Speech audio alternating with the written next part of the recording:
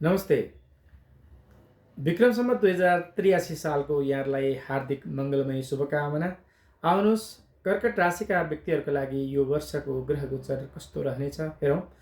कर्म क्षेत्र र आजीविकाको सवालमा यस वर्ष कर्कट राशिका लागि गतिशील र सिद्धि प्रदायक रहनेछ। वर्षको पूर्वार्धमा राशिस्वामी चन्द्रमाको चञ्चलता र ग्रह गोचरका कारण केही अधिक यात्रा र अनुभव सङ्ग्रहमा केही व्यतीत हुनेछ। तथापि वर्षको उत्तरार्ध पनि देवगुरु बृहस्पतिको अनुकूल दृष्टि र गोचरका कारण राज्य कृपा र पदोन्नतिको स्पष्ट योग देखिन्छ। दशम भाव कर्म र एकादश भाव लाभमा ग्रहहरूको शुभ प्रभावले गर्दा नेतृत्व क्षमतामा निखार आउनेछ। विशेष गरी प्राविधिक अनुसन्धान र कृषिजन्य कर्ममा संलग्न जातकका लागि यस वर्ष धान्य लाभ र व्यावसायिक उचाइ प्राप्तिको वर्ष बन्नेछ। आर्थिक पक्ष आर्थिक दृष्टिकोणले यो वर्ष सुदृढ र सन्तुलित रहनेछ। द्वितीय भाव धनको स्वामी र बृहस्पतिको सम्बन्धले गर्दा आम्दानीका नयाँ स्रोतहरू प्रशस्त हुनेछन्। व्यापारिक योग स्थिर व्यापारमा वृद्धि हुनेछ। पशुपालन र उत्पादनमुखी उद्योगमा लक्ष्मी कृपा रहने सङ्केत गर्दछ। लगानी शेयर बजार र पुँजी लगानीमा विवेक प्रयोग गर्दा आकस्मिक लाभ पाउनुहुनेछ। दीर्घकालीन निक्षेप र स्थिर सम्पत्ति जोड्ने प्रबल योग बन्नेछ। विद्या र बौद्धिक पक्ष विद्यार्थीहरूका लागि यो वर्ष प्रज्ञा वृद्धिको समय हो। पञ्चम भाव बुद्धि भावमा शुभ ग्रहको प्रभावले गर्दा प्राविधिक र व्यावसायिक शिक्षामा विशिष्ट सफलता प्राप्त हुनेछ। वैदेशिक अध्ययन र शोध कार्यका लागि सरस्वती योग निर्माण भएको हुनाले कला र साहित्यका साधकहरूका लागि पनि यो समय अत्यन्त कीर्तिदायक रहनेछ। पारिवारिक तथा प्रेम सम्बन्ध चतुर्थ सुख र सप्तम भाव अथवा दाम्पत्य सुख भावमा सन्तुलित प्रभाव रहनाले पारिवारिक वातावरण सौहार्दपूर्ण रहनेछ।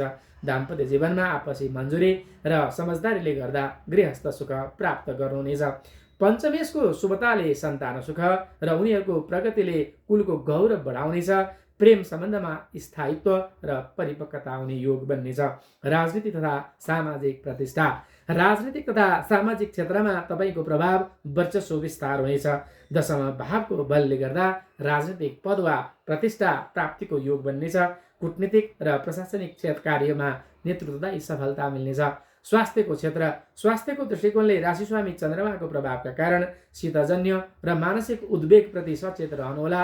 षष्ठ भाव रोग भावमा ग्रहको मध्यम दृष्टि रहेकाले आरोग्य प्राप्तिका लागि सन्तुलित आहार र नियमित योग साधना अनिवार्य देखिन्छ।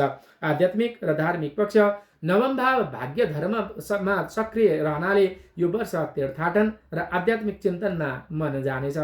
धार्मिक अनुष्ठान र पुण्य कर्ममा संलग्नता बढ्नेछ भने आत्मिक शान्ति र सकारात्मक ऊर्जा प्रदान गर्नेछ। शान्तिका शास्त्रीय उपायहरू चन्द्रमाको शान्ति मानसिक शान्तिका लागि प्रत्येक सोमबार तपाईँले राशिस्वामी चन्द्रमाका शान्तिका लागि भगवान शिवको अभिषेक गर्नुपर्नेछ र शिव लिङ्गाष्टकमको पाठ गर्न सक्नुहुनेछ। गुरु उपासना वर्षको उत्तरार्धमा अझ तपाईँले यो समयलाई फलदायी बनाउनका लागि एउटा गुरुको बीज मन्त्र ओम ग्राङ ग्रिङ ग्रङ सह गुरवे नमः यो मन्त्रको जाप गर्न सक्नुहुनेछ भने सोमबारका दिन सेतो वस्तु चामल दुध चाँदी आदिलाई तपाईँले दान गर्नु शुभ मानिन्छ।